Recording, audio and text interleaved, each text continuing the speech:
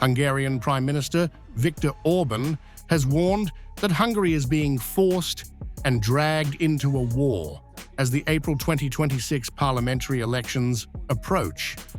Speaking at the Digital Civics Circle anti-war rally in Miskolc, Orban said, "This is what knocks on the door every day, and I have to keep that door shut with all my strength."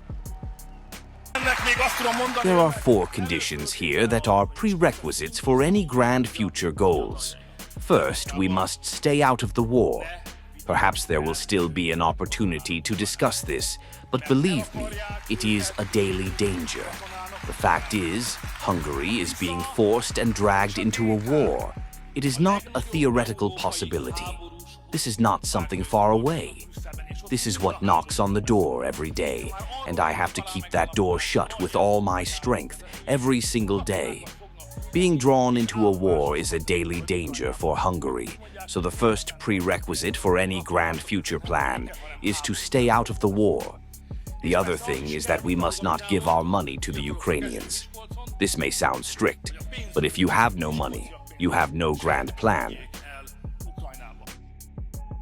Orban stressed that the country must stay out of the Ukraine conflict, calling it a daily danger to Hungary. He argued that the first prerequisite for any long-term national plan is neutrality, insisting Hungarian soldiers and funds should not be sent to Kyiv. The Prime Minister criticized the European Union, claiming it had shifted from a political body to a war council.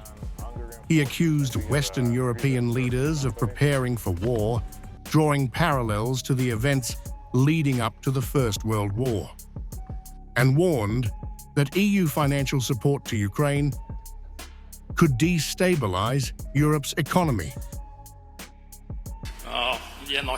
These meetings are no longer political discussions. In recent times, they have become war councils, where countries far larger than ours, Germans, French, and others, talk about how we are going to win, how we are going to defeat the Russians, how we are going to force them to pay reparations, how we are going to make them repay the money we are now giving to the Ukrainians. Orban dismissed proposals to fund Ukraine through Russian reparations as a fairy tale, highlighting EU loans totaling $280 billion and Ukraine's projected $800 billion needs over the next decade.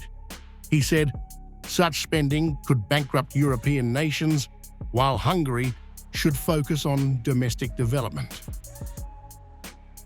Reflecting on Hungary's alliances, Orban highlighted strategic ties with the United States, China, and the Turkic world, while noting strained relations with Germany and France.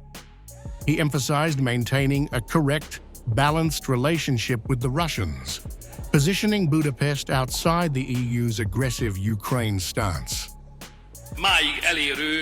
I don't want to call it friendship, as that might seem like provocation, but we have a correct, balanced relationship with the Russians, and that must be valued. It will have great significance in the future. Now, let's see. Do we have friends within the European Union? Well, that's a trickier question. Yet, we do have our losses. We are among ourselves here. We can talk about this. I think the low level of German-Hungarian relations is a loss. Hungary has also resisted providing major military aid to Ukraine, citing corruption concerns. Orban's remarks underscore a growing rift between Budapest and Brussels over Ukraine policy, raising stakes for both the country's security and upcoming elections.